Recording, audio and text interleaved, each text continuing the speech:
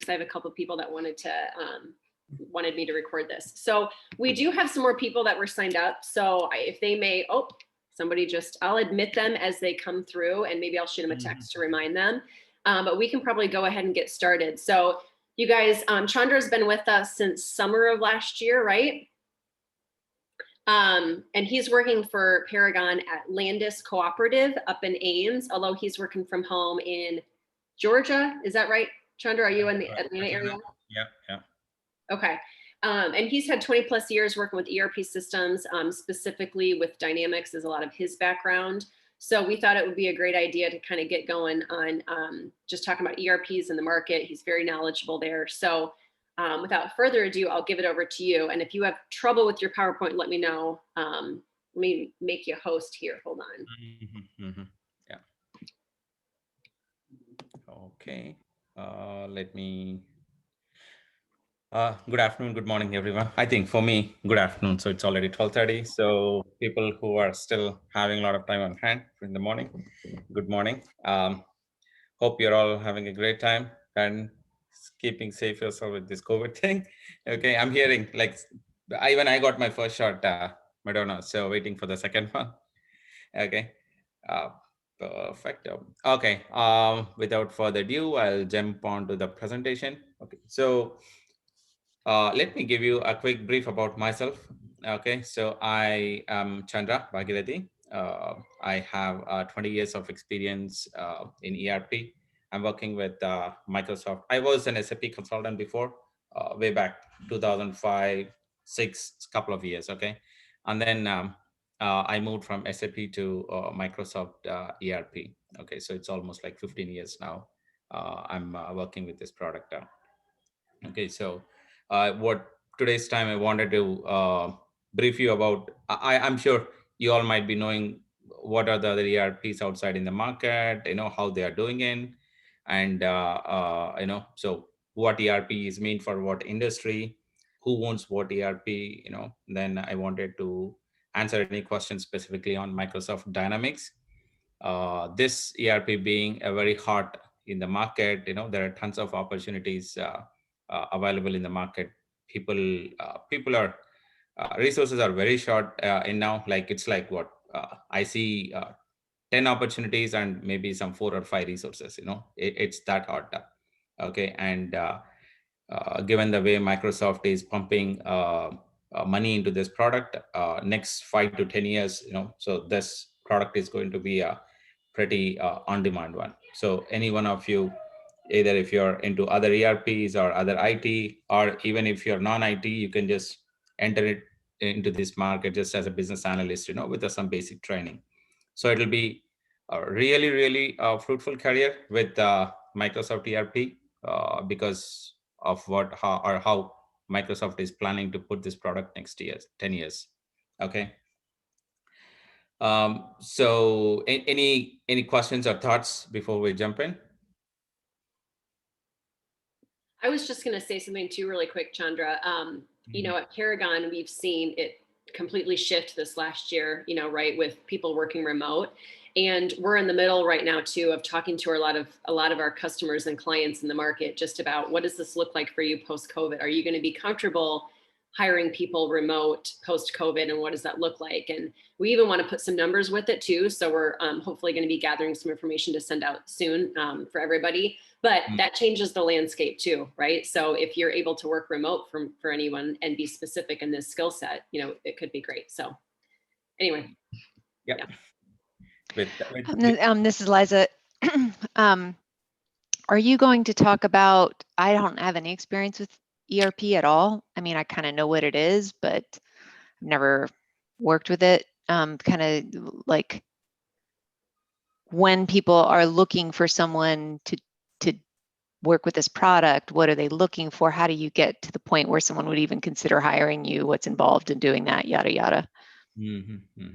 Absolutely. Sure. Elsa, yeah.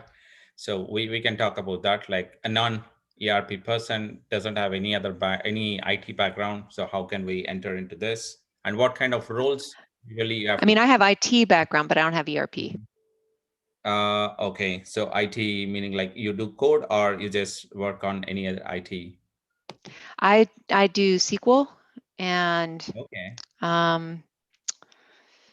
yeah, I've been all over, but yeah, my most technical skill is I can write SQL pretty decent. I can do That is, joins and things. yeah, that is that. I mean, having SQL actually is really nice because Microsoft has a product called Power BI. I think you would have heard about that, business intelligence, which runs as a SQL as a background. And there's super hot demand in Power BI now. There are hardly any resources available. I myself is looking for at least some 4 or 5 Power BI resources for quite some time. You know, so definitely, yeah, we can talk about that quickly. Okay. Okay. So let me share my screen.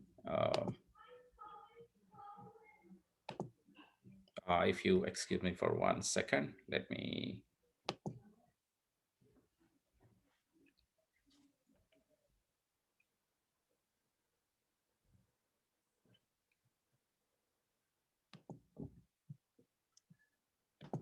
You all see my screen? Let me know. Yeah. There we go. Comes in? Okay, perfect. I'm not really great with Zoom. I'm a Teams guy, Microsoft's product. So somebody is. Okay. So I'll just get into this. Okay, so what are we going to discuss quickly? Of course, we'll see how the session can help team to get into this market, like what are the prerequisites, what are the best areas to get into. Otherwise, we'll just touch upon who are the major players in the ERP industry, what's the difference between an ERP and a regular IT, and then who has what market share, like based on the market share, what they have, the number of opportunities will pop into the market. The more clients you have for this particular software, the more opportunities they created, right? And then specifically, we'll go through Dynamics family, the Microsoft family. What are the products we have? The group of products, basically. Okay, and then we'll have some questions answered. Okay, so if you see this, pretty much at a higher level, these are all the players whom we can see or we hear when we see the opportunities in the market, like SAP, Microsoft Dynamics, Salesforce, Access, Oracle, NetSuite, Infor, so these are the ones which are called in the market as ERPs. So the difference when we say what is an ERP, right? I'm sure there are some people who are not completely IT background. So ERP is an enterprise resource planning. Take any company. So if they wanted to have a complete one system, which is integrated every their department, every other department in their company, like it can be finance, sales, purchases, their operations floor, their production, their customer service, their human resources. So all of it will be addressed by one software that is called as basically ERP. So ERP can be a major one, like how I said, which covers the whole organization, every IT requirement of them, or it can be a smaller one, which is like specific to human resources. Okay, so if you see here, Salesforce, right? Salesforce handles only sales related transactions. It will not touch upon the manufacturing or a warehouse or production. If you see SAP, or let's take Oracle NetSuite, right? Oracle NetSuite has operations, warehousing, but it doesn't have HR. So there are smaller players, there are bigger players. It depends on company's requirement and the cost they can bear. They'll go for this ERP. Okay. So if you take a typical example of, let's assume Walmart, right? So today, take a legacy that Walmart doesn't have any IT, any computers, and they wanted to automate their whole system. So to handle the Walmart, the customer, when you go to Walmart, you have a customer representative or a salesperson, right? So to sell, they need some customer service software. And when you go back, you see a lot of inventory available, lots of products. To maintain all those products, you need something called inventory management. So that is one module, we call it. And then if they are producing something, they wanted to have a production software. So like this, every work stream in a company, they'll need a module of transactions, which is called a work stream. That's what we call, purchase, sale, production, warehouse, etc. Okay, coming back to the players. So each player has a set of market share globally. Okay, so there are local players, there are global players. So SAP, we can call it as a pioneer in ERP. They started way back in 1995, 96. And from early 2002 until recession has come, right, 2009, 2010, SAP has a very good market share. So there's tons of opportunities. People used to pay almost $300 per hour, even in that time. Like I was an SAP consultant in 0506 at the time. So it was really a hard market. And there are no other major players at that time. Any big company like Coke, Nestle, Ford, they don't have any choice except SAP. So at that time, Oracle and then Microsoft, the second biggest players in the market currently, they entered into it. Okay, so they saw the potential in the market for ERP software, and they entered into the market. Okay, so Microsoft has launched its ERP product in 2006, I think, 2006, which I started with. And then it's almost like 17 years.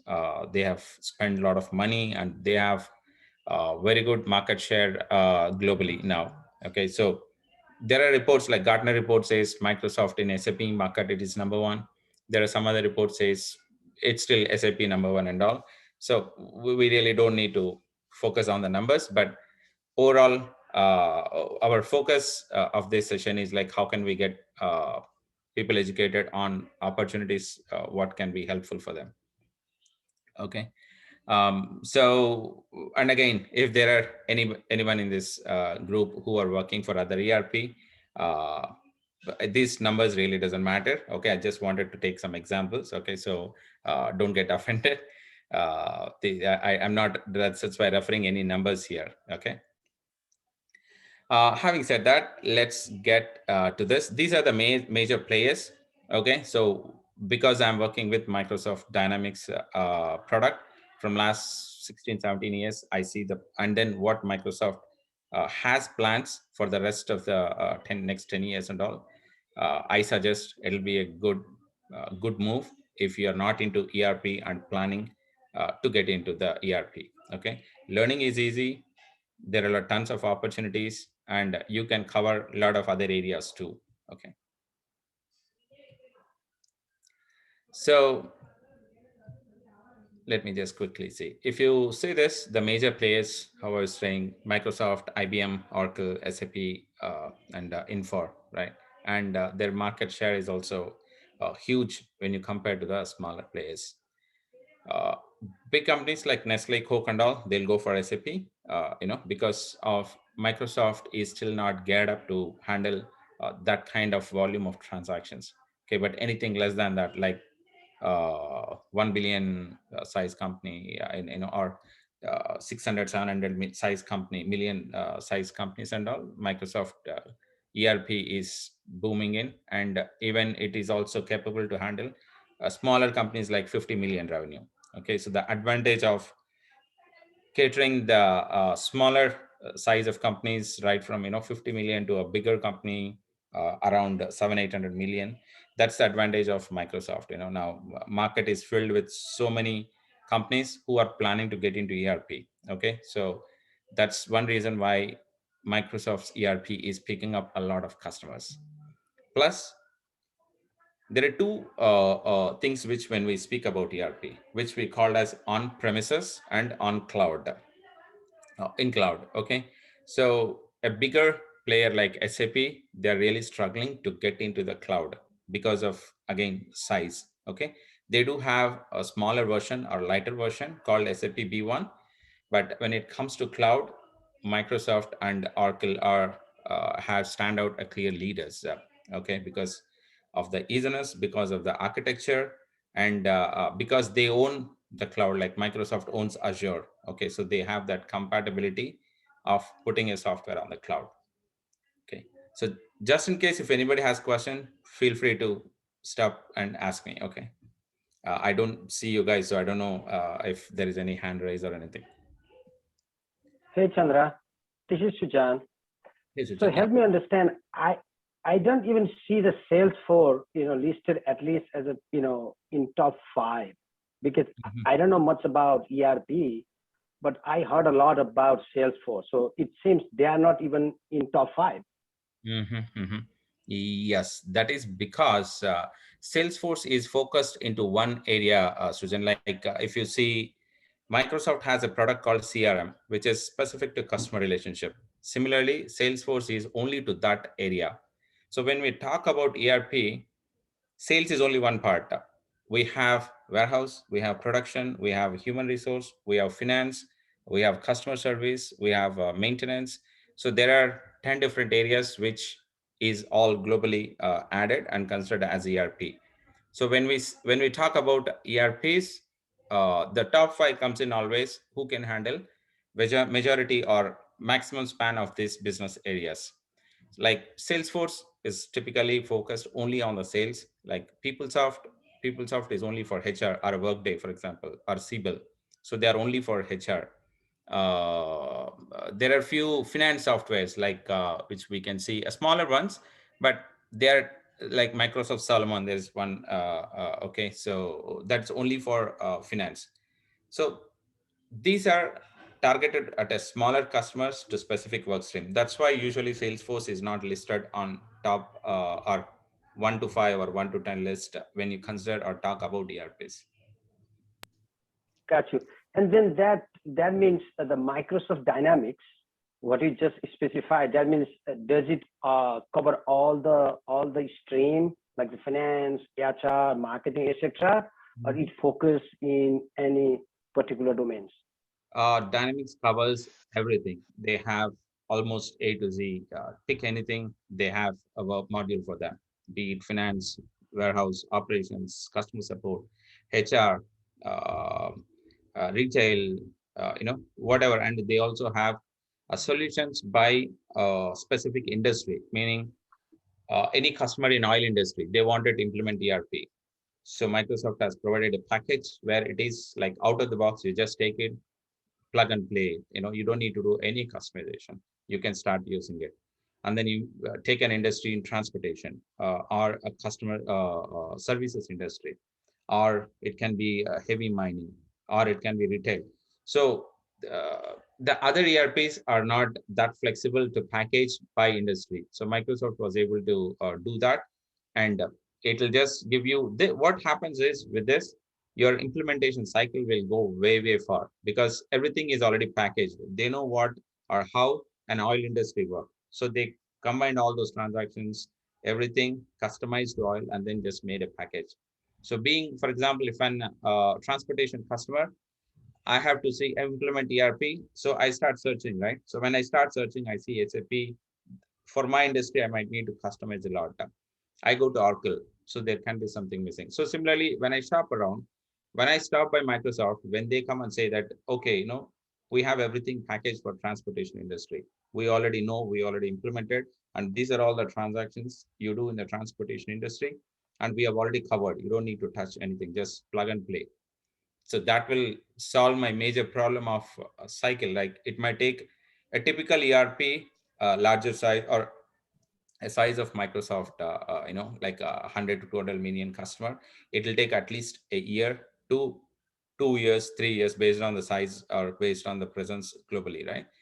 So if you package it, I can shrink it as much as possible. It can be as less as 6 months. So I'll save a tons of money, and I don't need to have my IT team maintain so much.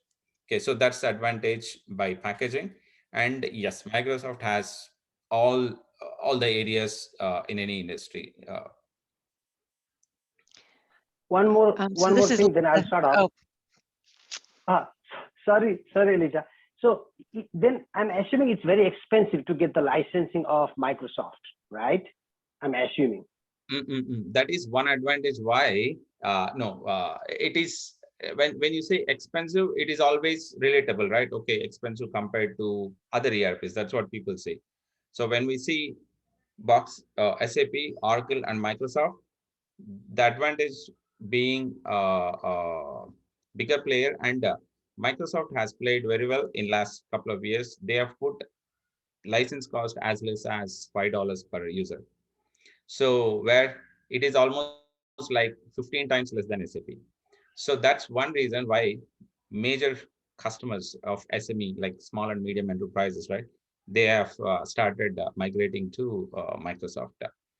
So now these days they have started, because of the cloud, they are charging for the on the go model, meaning you don't need to pay if you're not using it. So many companies, what they are doing it is, they'll start their ERP, or they'll open the system 9 o'clock, 8 o'clock, whatever, and then they can shut down at 10:30, 11 if you're not using it. So you don't need to pay for it. So this is the only Microsoft has that model, pay as you go, basically. None of the other ERPs have that. In spite of still all of this, if you compare, because I do a lot of pre-sale comparison, I still see Microsoft is much cheaper than bigger players in the market. Thanks, Chandra. Okay, so my question is, and maybe you're going to get to this, but so the work in this field is, I'm assuming you could either be sort of like what sounds like what you've done is help companies decide which ERP makes sense for them, you know, kind of do some kind of comparison, but then sounds like it can be implementing, like sort of migrating a company. Let's say they're already in SAP or something, and they're like, well, we want to go to Microsoft now. So then you're migrating current workflows from one system, from one application to the Microsoft, or whatever, from one to another. And I guess that's what I want to understand. It's kind of like, what's the actual work? Is it like mapping historical data into a new data structure, which is the Microsoft, for example, data structure, or like, what is it really? What's the work? Okay, so basically, if you take this whole ERP, right, you will have different people playing different roles in this whole structure. Like first one is, as you said, pre-sales, where we go, we see a legacy system, meaning we see the company, what they are doing now, what they're using. They can be using some 10 different smaller softwares. So we'll understand what they need and we'll suggest a good software, which is ERP. It can be SAP, ERP, Microsoft, or Oracle. So that's one role, which we call it as a pre-sales people who do the fit gap analysis of a legacy system to future system. What is the best software based on your size of the company, based on what can you afford, and based on where you want it to be next 10 years. So that's one role. Second role comes in is product experts, where the consultants, functional consultants, they come in once you decide, okay, I wanted to implement Microsoft ERP. So they know the Microsoft ERP product, and they also have a domain knowledge. Okay, so what they do is they come in as a functional consultant, and they will implement the software, and they'll do the fit gap analysis. They address all your gaps and they install it. That's one type of role you have, functional consultant. The third role is a technical consultant who understand the product. Okay, they would have learned how to code Microsoft Dynamics 365. They'll support functional consultants if there are any changes like or deviations, right? So these guys will code and they'll help address that gaps. Fourth one is a testing team. So testing team, they know the business, how the business process should work, like how to create a sales order, how to create a purchase order. So what they does is, once functional consultant implements, they'll start testing it. Okay, so like this, and there is a role called business analyst. So they understand how a business work. So they will be a liaison between the implementation team on the customer side. So they'll talk to customer, understand what customer exactly wants, the requirement, and then transforms it to IT team. Okay, so in this whole piece, if you take, at least I see some 15 to 20 different roles we have, where you don't need to have a product knowledge, like you don't need to have understand Microsoft ERP completely. You just need to know the basics, and then you can still get into this field. Meaning, I have a customer who wanted to implement Microsoft ERP, right? So first thing what customer does is, he needs enough people in his team to understand and to help him to, once the project is rolled out, they need the players who can understand the product and do the transactions. So they'll start looking for people who has a basic idea for their purchasing team. What they'll ask is, okay, I want someone who understand basic purchases and have some knowledge on IT. So thereby, if you speak Microsoft language, okay, I know Microsoft ERP, what they does, what are the modules they have, why it is used, you're up compared to many other people, because now you understand what ERP is, you understand what purchasing is. That's exactly what they are looking for. A business analyst, or we call it as SME or BPL, like subject matter expert or business process lead. So those guys, what they do is they know the product, they know the process, how the purchasing is done, how the sales are done, how the production is done, and they know a little bit about Microsoft ERP or SAP for that matter, right? So then you know how to do a ERP business. So then you have a role in a company when a company is going for an ERP implementation. That's what I see as of now. Many roles, if you go to Dice or Monster or even LinkedIn, right?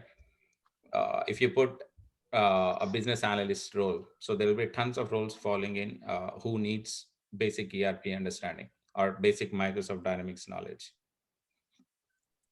If you're not completely into ERP, but if you're already into IT, for example, somebody said now that they do SQL. So Microsoft has Power BI, which is called as business intelligence tool, which runs on SQL. So we need, or Microsoft need, basically people who understand SQL. So if you understand SQL, half of the work is already done. So all you need is just write queries. Power BI work on how do you write queries and how do you put it into visualization mode. So the background is all SQL, or you can do with Oracle database. But the front end is dashboards, like how do you present to CFO? Yeah, data visualization. Yeah. So it can be a widget wise, it can be a graphical mode and all. But the key thing is you need to understand how to run SQL queries. If you know that stored procedures, writing a SQL queries, understand the table links, joins and all, you're already in the game. Okay. Hey, Chandra, I'm kind of curious.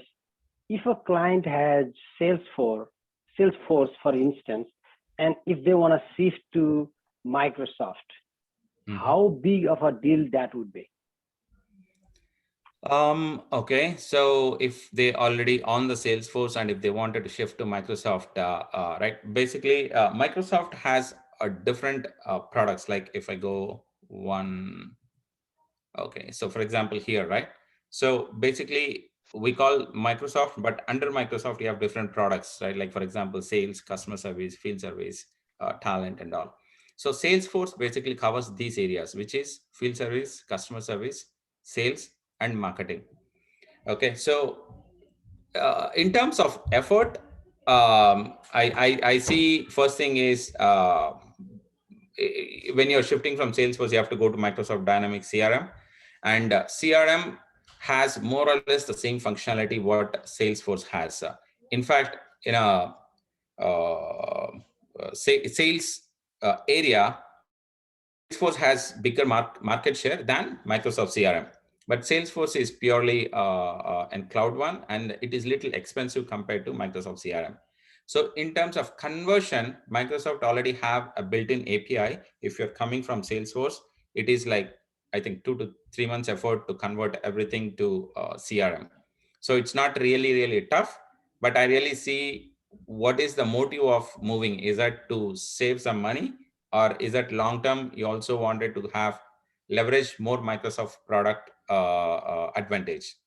Because once you come to CRM is built in with every API with all other softwares like your Excel, your Microsoft Dynamics F&O, your Power BI, Azure, everything, all the APIs are built in.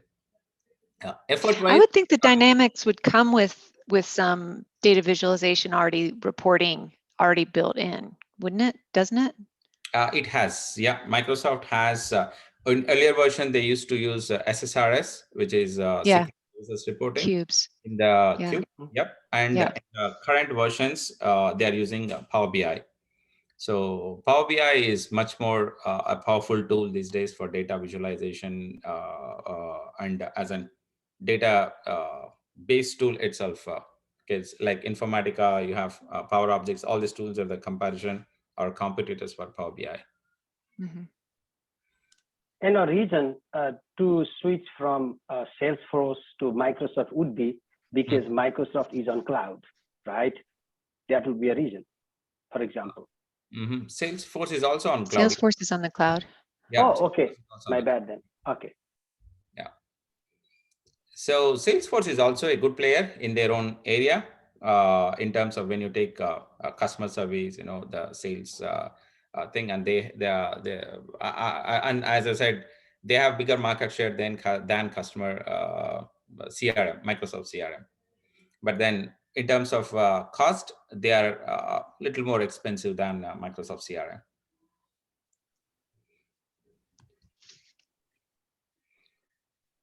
I've heard sometimes people feel that, and I don't know if this is old or, but it seems like people, if they had the chance and had to work actually in either CRM or Salesforce, if they were in sales, preferred Salesforce.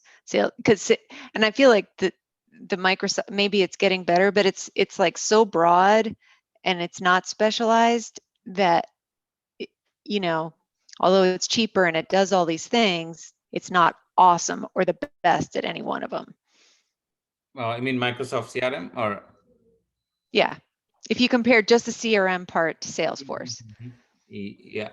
I mean, possibly, or I kind of partially agree with that, because Microsoft. That's one reason Microsoft is focusing on dedicated line or specific to industry, like CRM. Yeah, they've got the verticals, which are the industries, and then, but the broadness. But if you really just want to focus on sales, it's still, I think.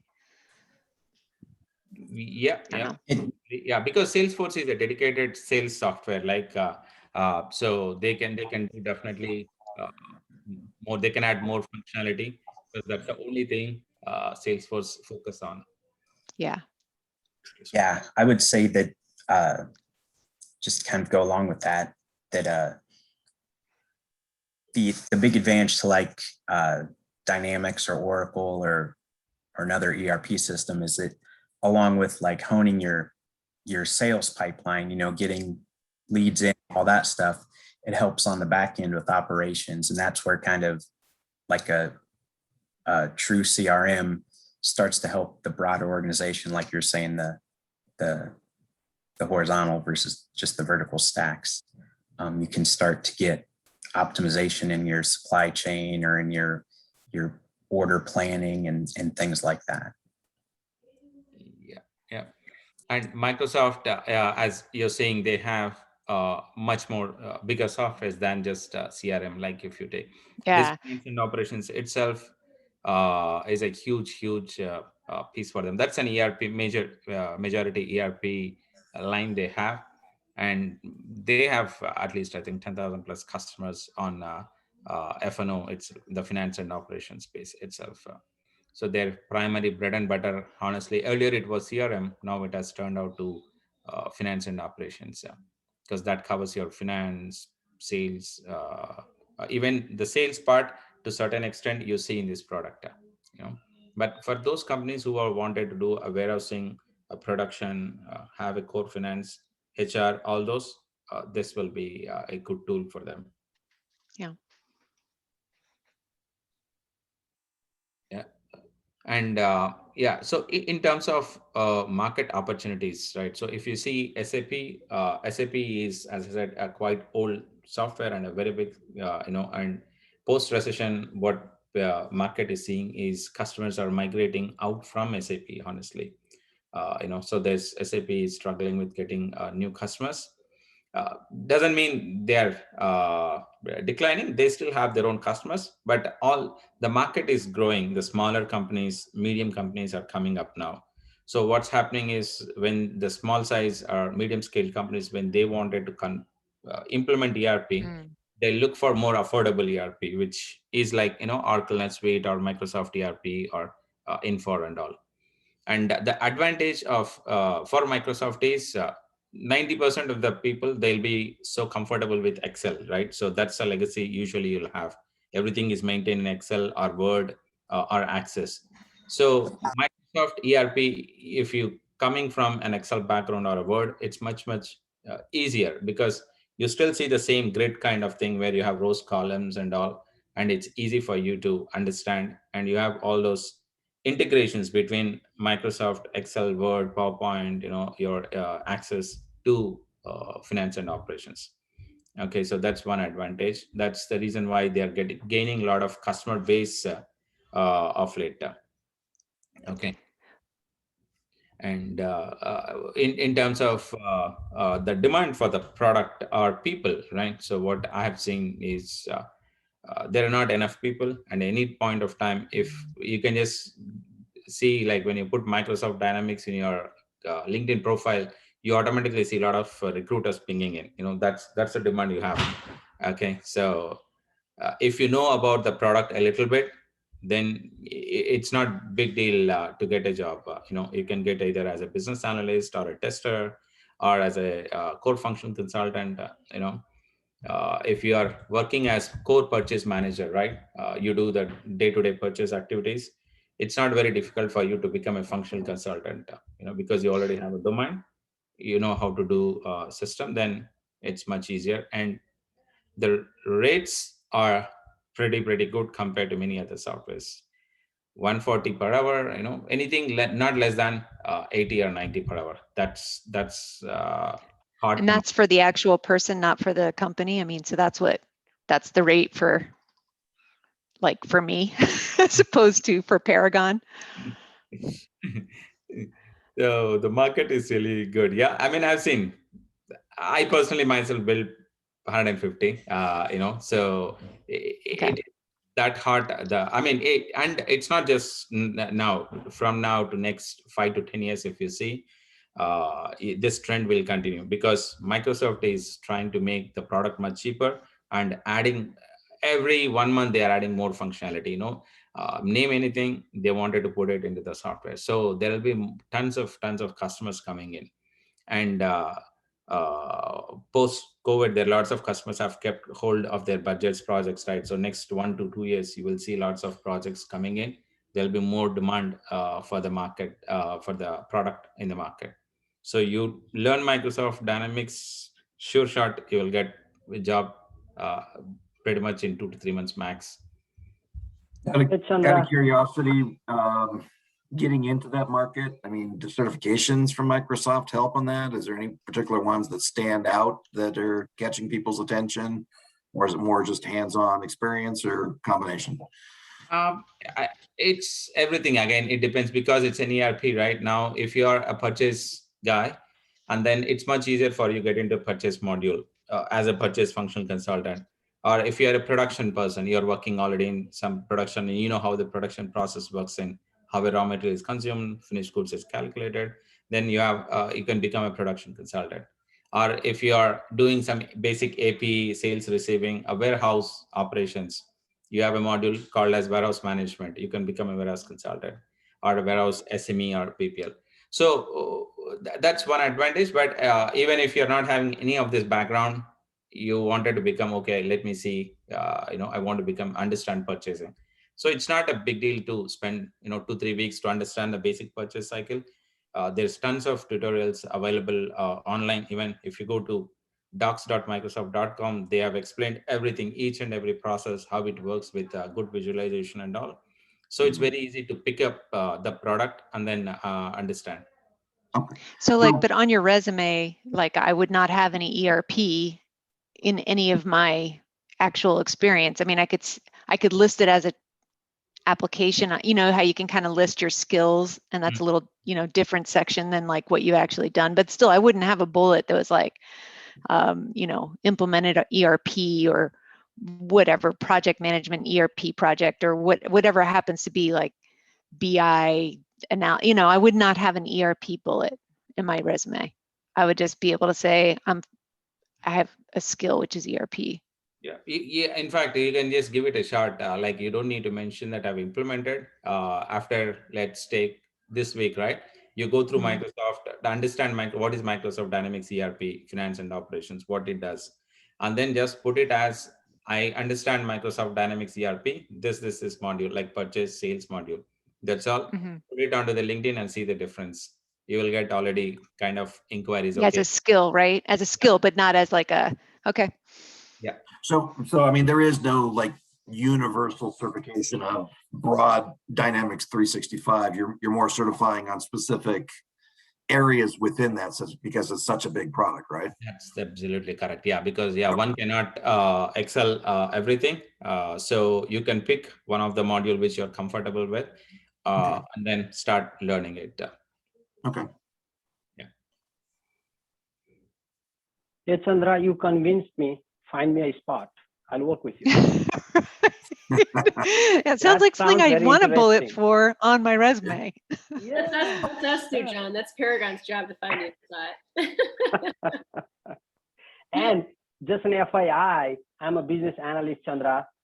So I know how to document the requirement, or so to say, how to analyze the business as is process versus to be processed. Mm-hmm. So I think I can do it. I may need your help, but I think I can do it. Yeah. So if you just go to DICE and then our LinkedIn, right, business analyst, Microsoft business analyst, you will see at least some 100 requirements falling in. So there's lots of demand for business analysts, specifically in ERP. Oh. Yeah. And again, the good thing is, obviously, you can always ask for, okay, I want 80, not less than that. Still people will give you. So yeah, 500,000 for me, 500,000 a year. Simple. Go for I it. want it to be very simple, no complication. Yeah. And so this is, I just gave some chart. Like Microsoft, the advantage of Microsoft is it comes with an APIs which is built in to talk to any other software in the market. It's very easy. You don't need to spend a lot of time on it. So it's all out of the box. So that's one selling point for them. Okay. And I just gave a quick chart kind of thing. What are all Microsoft usually? I did not listed everything, but few of them are here. Okay. So like your sales, purchase, warehouse, planning, production, finance, security, document attachments, So lots of things are there in this product. So that's one selling point for Microsoft. You name anything for customer can come back. Okay, I want this. Go take it. We already have built in. That's the kind of flexibility they are in. I mean, it looks like part of the sale too, like as far as convincing a business to do this is if you're successful, I mean, it sounds kind of harsh, but you're simplifying your IT infrastructure and you're moving a lot of the things that people used to have to do. Like for instance, if you had a warehouse that was separate, that's a whole team that might be maintaining that warehouse. Well, now it's all just baked into this application. I mean, you might still need some people to help, but I don't know. It looks like you could reduce some people. Or what it does is gives you scalability, right? So what you could do with a team of, maybe you have a team of 5 today, as a silly example, but you can run a warehouse of 100,000 square feet with that team of 5. Well, with these ERP systems, it makes that really scalable. So that same team of 5 can now support, 20 more warehouse employees without having to add any of your back office support employees or anything. That's funny. I was totally reading warehouse and thinking data warehouse, but I gotcha. Yeah. Like an Amazon warehouse but, or a factory warehouse. Yeah. I got it. Yeah. Warehouse. Yeah. That makes sense. Yep. That's the whole ERP. The purpose of company when they see wanted to go ERP, the trigger point is it's so difficult to maintain 10 different software. For finance, they'll have one. For HR, for warehouse. Yeah, that's what I'm saying. It just seems like that whole area becomes much more simplified. Yeah. In IT, like their IT shop becomes much more simplified. Even the business process, right? So when you implement ERP, a warehouse guy sitting here, he can tell where the product is, how much they have. Like when a customer calls me, I can right away find out whether I have it in inventory. If I don't have it, when will I get it from my vendor? If my vendor doesn't have, what is the other alternative I can produce it or supply it? So you have more choices. Everything, the visibility into your business for a CFO or a CEO is much, much broader and deeper. So sitting here, it will help your warehouse team to pick. They know exact route, like Amazon, if you take, right? So if you get in any order for a warehouse guy to find out right product, it will take forever for him to go find out. But if you have a good ERP, system will tell him based on the product what you're buying in, it will tell you exactly, okay, you go to bay 7, rack, aisle 8, and I'll pick from here. You have already 10 available. So that's the purpose of optimization, what ERP can give to you. Okay. Awesome. Okay. Any other questions, guys? And Chandra, after this meeting, are you going to share us those slides, or that is sort of some kind of confidential? No, I've already gave them, and I think, yeah, that's, but you can take it. Yeah, I can email it if required. That's not a problem. Yeah, I have everybody written down that's recorded, that's on this call, so I can send it out to you guys for sure. And then this is recorded, so if you want, yep. Cool. Any other questions, you guys? Chandra, this is Anup. I am a .NET developer. Since I am the developer who is having some programming knowledge and also working with the SQL Server database, so if I am interested to switch back my profile to the Dynamics at what you have suggested, so what will be my starting point for that one? And I'm not having any functional knowledge of any domain at this moment. I'm the person who can do anything with the .NET of any of the domain. That may be transportation, or it may be agriculture area, that may be finance sector, or anything. That is a person who I will be working like that. So I want to know what is your suggestion for that one. Absolutely, Anup. Yeah, it's much easier because Microsoft earlier, they used to have a language called Morphex and X++. Now they have converted most of it to .NET. So if you know .NET, you're already 70% done to become a Microsoft developer. So we use Visual Studio, SQL, everything as is. So if you are already comfortable with working with Visual Studio, it's all you need is just understand the Microsoft language. That's all. So there's nothing to do. If you want to learn X++, you will have tons of even YouTube videos like hour together. So just go through it. You will see exactly what you're doing it. So we use .NET as a behind, X++ and .NET as a backend for development. So yeah, all you need is to understand basically how it is programmed, because we have this LCS, DevOps, how to check in the code, all those things, right? So those basic things you need to get in, but it's not difficult. Probably two weeks effort, I see, max. That's all. Oh, that is great. So I'm happy to hear that one, because I'm the person who is working in the Azure environment with core services and web API with C# and also Angular part. That is a skill set what I'm working with my application. Oh, thank you. No worries at all. I think 90% of the code now is already on .NET, so you don't need to do anything except to understand Microsoft platform. Basically, that's all. Hardly a week or 2 weeks effort. Awesome. Any other questions? Pretty good. Well, I don't have any question, but Chandra, thank you so much. Yeah, Chandra, you've been great, and I've learned a lot too. I'm sure these guys have too. So thank you so much for taking time out of your busy day for us. Oh, no worries at all. My pleasure. Nice meeting you all. Yeah. Nice meeting you. Thank you. Thanks, Chandra. Thank you all. Have a good day. Yeah. Bye-bye. Bye bye.